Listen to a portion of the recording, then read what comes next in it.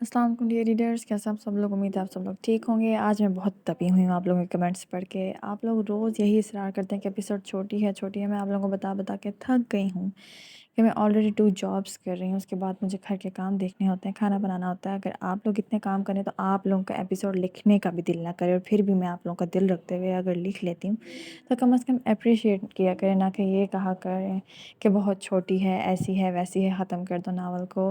I am very very disappointed. इस तरह तो मेरा बिल्कुल भी दिल नहीं करेगा एपिसोड देने का। काइंडली अच्छा रिस्पांस दें स्नेक पर, ताकि मैं आपको अच्छी सी लॉन्ग एपिसोड दे सकूं। मैं जितना चाहती हूँ कि मैं आप लोगों को अच्छी और लॉन्ग एपिसोड दूँ, उतना आप लोग कमेंट्स करके मेरा मूड ख़राब कर देते हैं, फिर मेरा दिल ही नहीं करता एपिसोड देने का।